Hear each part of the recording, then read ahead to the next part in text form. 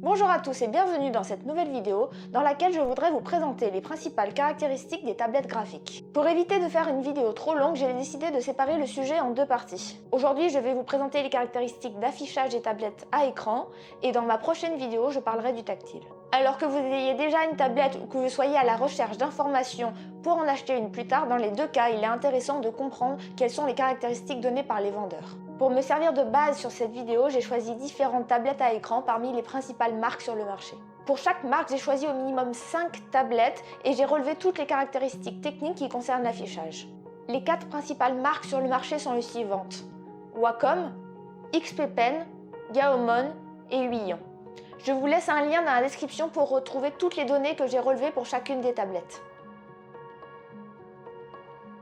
Depuis plusieurs années déjà, les écrans LCD ont petit à petit remplacé les écrans à tube cathodique sur le marché. En effet, ils sont plus fins, plus légers, ont un meilleur affichage et consomment moins. Que demander de plus? On le retrouve principalement dans les écrans des ordinateurs, des téléviseurs, des smartphones, des appareils photo numériques et des tablettes, dont les tablettes graphiques. LCD est l'acronyme de Liquid Crystal Display ou en français affichage à cristaux liquides. Les molécules d'un cristal liquide ont une forme très allongée et ont tendance à s'orienter d'une façon précise et ordonnée selon 3 types d'alignement. Il est possible de changer l'alignement naturel de ces molécules en envoyant un champ électrique. Celle-ci s'oriente alors selon les lignes de ce champ. Il existe 3 grands groupes de dalles LCD ou surfaces d'affichage qui dépendent justement directement de l'alignement naturel de ces molécules. Pour les dalles VA, les cristaux liquides sont naturellement perpendiculaires à l'écran. Pour les dalles IPS, les cristaux liquides sont naturellement parallèles à l'écran. Et pour les dalles TN, les cristaux liquides sont naturellement parallèles à l'écran et forment une structure hélicoïdale. Pour les tablettes graphiques, ce sont les écrans à dalles IPS qui sont privilégiés. Du coup, je vais vous présenter comment marche le LCD avec ce type de dalle. Alors, comme vous le savez, un écran est composé de petites unités lumineuses appelées pixels. Il faut savoir que chaque pixel est composé de 3 sous-pixels qui ont chacun un filtre de couleurs différent qui les recouvre. Un rouge, un vert et un bleu. Si de la lumière passe à travers le pixel, celui-ci prendra une certaine couleur en fonction de la quantité de lumière qui passe à travers chaque sous-pixel. Si aucune lumière ne passe, le pixel reste noir. En premier, regardons comment avoir un pixel repos, c'est-à-dire noir. On utilise un rétroéclairage avec une source de lumière non polarisée, c'est-à-dire qui brille dans toutes les directions. Celle-ci arrive sur un polariseur vertical. C'est un élément optique qui ne laisse passer la lumière que dans une seule direction. Dans notre cas, la lumière qui brille dans le plan vertical. À la sortie, on dit alors que la lumière est polarisée verticalement. Ensuite, cette lumière polarisée arrive sur les cristaux liquides qui ne reçoivent pas de courant électrique. Ceux-ci sont alignés dans le même plan que la polarisation de la lumière et bloquent donc son passage. Le sous-pixel en sortie n'est pas éclairé, il reste noir. Ce montage est répété pour chacun des 3 sous-pixels. Maintenant, regardons comment avoir un pixel lumineux. Le montage est le même, mais cette fois on applique un champ électrique aux cristaux liquides pour les faire tourner de 90 degrés. Tourner ainsi laisse passer la lumière qui va alors éclairer complètement le sous-pixel. Ce montage est répété pour chacun des 3 sous-pixels. Le sous-pixel rouge apparaît rouge, le sous-pixel vert apparaît vert et le sous-pixel bleu apparaît bleu. Au final, le but de ce montage est de faire varier le champ électrique pour laisser passer plus ou moins de lumière sur chaque sous-pixel. À la sortie, on obtient donc une certaine quantité de lumière rouge, une certaine quantité de lumière verte et une certaine quantité de lumière bleue. L'œil humain n'est pas capable de distinguer ces 3 sous-pixels. Il interprète alors le mélange de ces 3 couleurs comme une couleur unique. Et comme je l'ai dit plus haut, illuminé au maximum, l'addition de ces 3 couleurs donne du blanc. C'est ce qu'on appelle la synthèse additive des couleurs. Malheureusement, les dalles IPS ont le défaut de moins bien bloquer la lumière dans l'axe, du coup il est impossible d'avoir un pixel parfaitement noir. La plupart du temps, ils seront donc gris foncé. De plus, ce sont les dalles qui offrent un changement de couleur le plus lent. Néanmoins, elles permettent une diffusion uniforme de la couleur selon un angle de vision très large. Elles offrent également un très bon rendu des couleurs, raison pour laquelle ce sont les dalles qui sont utilisées pour les écrans des tablettes graphiques. Parlons maintenant de résolution, qui est souvent confondue avec le terme définition. La définition d'un écran représente le nombre de pixels que celui-ci contient dans sa largeur et dans sa hauteur. Par contre, la résolution correspond au nombre de pixels par unité de surface. Elle est souvent donnée en pixels par pouce. Pourtant, sur le marché des écrans, les vendeurs continuent à donner une seule et même information qu'ils appellent résolution en donnant le nombre de pixels en hauteur et en largeur. Le problème, c'est que prise toute seule, cette donnée n'est pas pertinente parce qu'elle ne tient pas compte de la taille de l'écran. Et cela laisse sous-entendre que pour une même résolution, la qualité d'affichage sera la même quelle que soit la taille de l'écran, alors que ce n'est pas du tout le cas. Pour analyser tout ça, j'ai fait un tableau qui regroupe les dimensions des principales tablettes graphiques qui varient entre 12 et 32 pouces. On retrouve la largeur, la hauteur et la diagonale de l'écran. À partir de ces informations, il est facile de calculer la taille d'un pixel pour une résolution Full HD, c'est-à-dire 1920 pixels par 1080 pixels. La taille du pixel est égale à la largeur divisée par 1920 et à la hauteur divisée par 1080. Voilà les résultats obtenus. J'ai ensuite tracé la courbe qui représente la taille du pixel en fonction de la diagonale de l'écran en centimètres. On peut donc facilement voir que la taille du pixel augmente proportionnellement à celle de la diagonale.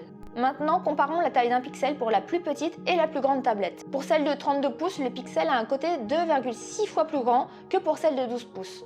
Et en termes de surface, le pixel est donc 6,76 fois plus grand. Maintenant, la question qui se pose, c'est de savoir si l'œil est capable de faire la différence. Pour cela, on peut analyser ses capacités visuelles, en particulier son pouvoir de séparation, qui est également appelé angle minimum de résolution. Cet angle représente l'angle le plus petit à partir duquel l'œil est capable de séparer deux points. Pour un œil avec une capacité visuelle normale, ce qui équivaut à 10 dixièmes d'acuité visuelle, on considère que cet angle est de 1 minute d'angle, soit 1 sur 60 degrés. Cet angle dépend bien évidemment de la distance à laquelle se situent les deux points de l'œil. Pour du dessin numérique, supposons que nos yeux sont environ à 40 cm de l'écran. Avec Pythagore, je peux facilement calculer la distance minimum à partir de laquelle l'œil est capable de distinguer ces deux points. Et on trouve 0,012 cm. Mais du coup, pour une tablette de 12 pouces, on a un pixel qui fait 0,014 cm, ce qui est plus grand que la valeur qu'on vient de trouver. Ce qui veut dire que pour cette tablette de 12 pouces, l'œil est théoriquement capable de distinguer les différents pixels. Pour les tablettes les plus grandes, on peut donc supposer que cela peut devenir gênant visuellement. Le problème, c'est que tout ça est très théorique. D'un œil à l'autre, on n'a pas forcément les mêmes capacités de vision, et en plus, on ne travaille pas forcément à la même distance de l'écran. Au final, le choix de la résolution dépend principalement de vos exigences, mais également de votre budget. Et si vous hésitez entre deux résolutions, pourquoi ne pas aller faire un tour dans un magasin de matériel informatique pour aller voir les écrans et comparer sur place? Là encore, les fabricants n'utilisent pas les termes scientifiques corrects. On ne devrait pas parler de luminosité, mais de luminance. En premier, parlons de l'intensité lumineuse qui est exprimée en candela. Pour vous donner une idée, un candela, c'est l'éclairement d'une bougie. Le problème, c'est que l'intensité lumineuse ne tient pas compte de la surface de l'éclairage. C'est là qu'on commence à parler de luminance. Cela traduit la sensation lumineuse d'une surface qui émet ou renvoie de la lumière, telle qu'elle est perçue par l'œil. Une luminance de 1 correspond à un carré de surface d'1 mètre carré, dont l'intensité lumineuse est de 1 candela. La luminance est alors exprimée bien évidemment en candela par mètre carré. Plus cette valeur est importante, plus l'affichage est lumineux et visible, même dans un environnement très éclairé. La luminosité des écrans est généralement comprise entre 250 et 400 candela par mètre carré.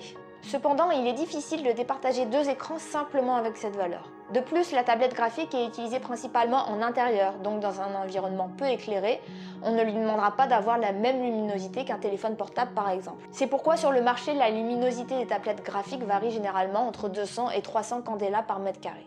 Le deuxième critère qui est lié directement à la luminosité, c'est le contraste. Le contraste d'un écran, c'est le rapport d'intensité lumineuse entre le point le plus blanc et le point le plus noir qui peuvent être affichés. Par exemple, un ratio de 1000 pour 1, ça veut dire que le point blanc est 1000 fois plus lumineux que le point noir. Pour de la bureautique, de manière générale, le taux de contraste est d'environ 500 pour 1. Mais pour le graphisme, il est très rare d'avoir un taux qui est inférieur à 1000 pour 1. C'est d'ailleurs la valeur qui est présente sur plus de 90% des tablettes graphiques du marché. Finalement, à part si vous travaillez dans un environnement extrêmement lumineux, la luminosité et le contraste sont plutôt des paramètres secondaires dans le choix d'une tablette graphique.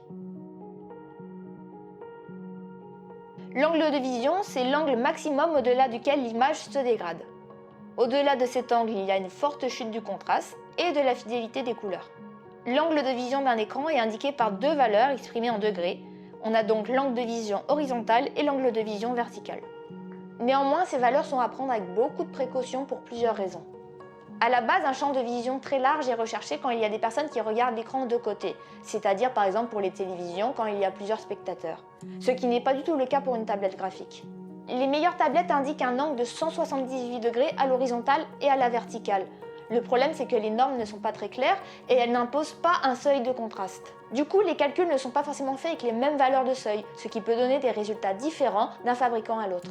J'ai essayé de chercher quelques informations pour savoir exactement comment se faisaient ces calculs, mais malheureusement, je n'ai absolument rien trouvé. Au final, là encore, il est très difficile de départager les tablettes simplement avec cette valeur.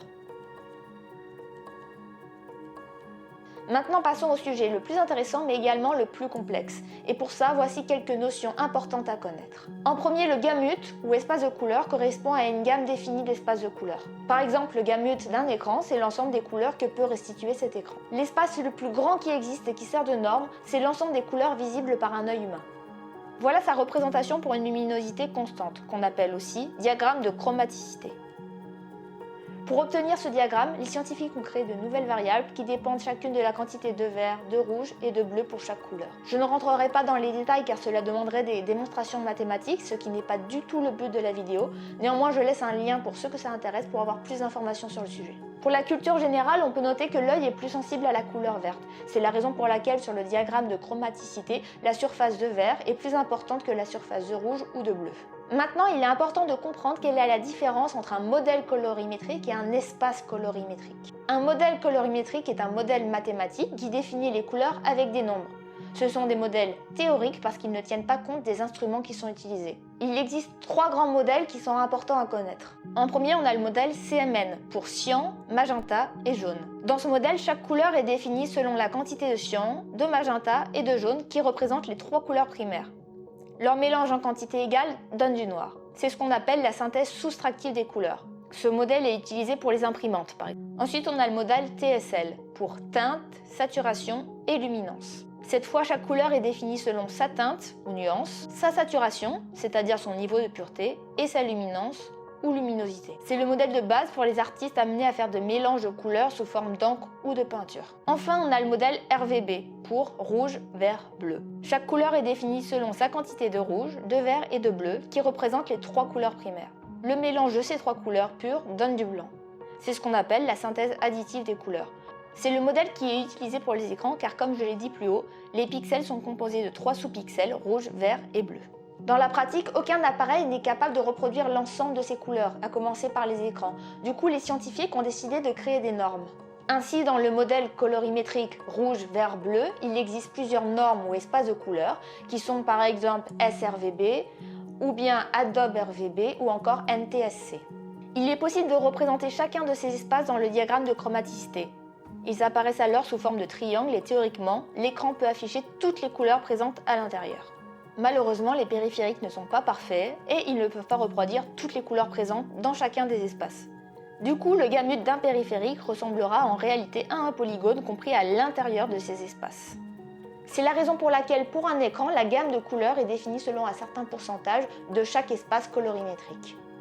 L'idéal, c'est lorsque le constructeur indique le pourcentage pour plusieurs normes.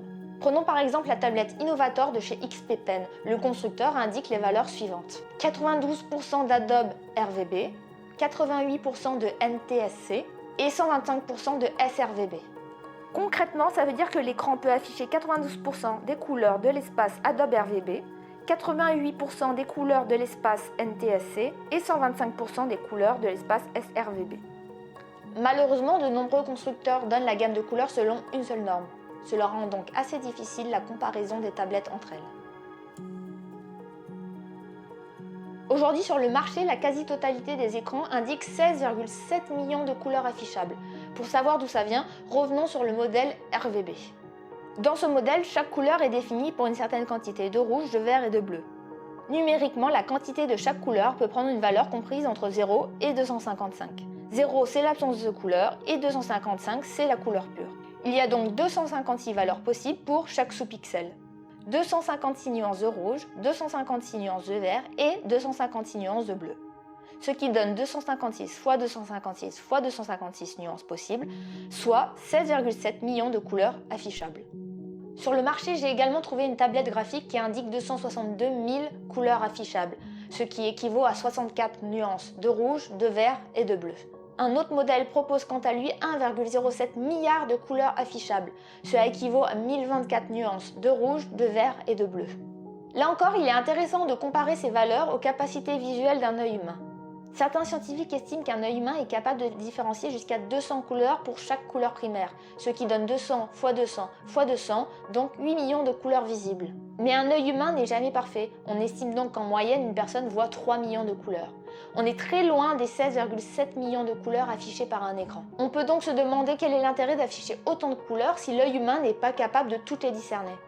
Informatiquement, les couleurs sont codées en bits, on parle de codage binaire. Un bit, c'est une unité qui peut prendre soit la valeur 0, soit la valeur 1. Pour un bit, on a donc deux combinaisons possibles.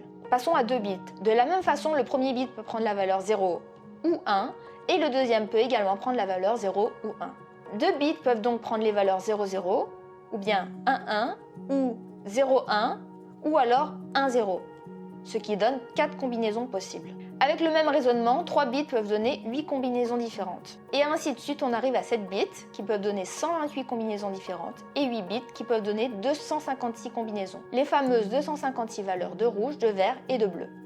Dans les années 30, certains scientifiques ont estimé qu'il fallait au minimum 200 nuances pour percevoir un dégradé de couleur primaire comme continu. Ce qui veut dire que numériquement, il faut avoir au minimum 200 nuances d'une couleur primaire pour afficher un dégradé sans rupture. Mais un codage sur 7 bits ne propose que 128 combinaisons, donc 128 nuances pour une couleur. Le dégradé ne pourra pas être perçu comme fluide. Il faut passer à 8 bits pour passer le cap des 200 nuances et proposer des dégradés que l'œil percevra comme continus. C'est la raison pour laquelle le rouge, le vert et le bleu sont codés sur 8 bits, soit 256 nuances possibles, au total 16,7 millions de couleurs affichables. Mais si un codage des couleurs sur 8 bits est suffisant, quel est l'intérêt de commencer à les coder sur 10 bits pour proposer 1,07 milliard de couleurs affichables? Pour le dessin numérique, ce genre d'affichage n'a d'intérêt que dans un cas très particulier. C'est de continuer à proposer des dégradés continus, même en zoomant énormément. Mais au final, combien de personnes ont vraiment ce besoin? Voilà, cette vidéo est enfin terminée. Je me rends bien compte qu'elle est beaucoup plus longue que d'habitude, mais l'affichage est un sujet complexe et il me fallait au minimum cette durée pour présenter correctement le sujet. J'espère vraiment que ça vous a intéressé, mais surtout que vous avez appris des choses et que maintenant vous comprenez mieux les caractéristiques techniques d'affichage d'un écran. C'est une vidéo sur laquelle j'ai passé beaucoup de temps et j'aimerais beaucoup avoir des retours et des critiques constructives pour savoir ce qui a amélioré pour les prochaines fois. Encore un grand merci à tous ceux qui me suivent. Et si ce n'est pas le cas, n'hésitez pas à vous abonner ou à aller faire un tour sur ma page Instagram ou Facebook que j'ai laissée dans la description. À très bientôt pour la prochaine vidéo.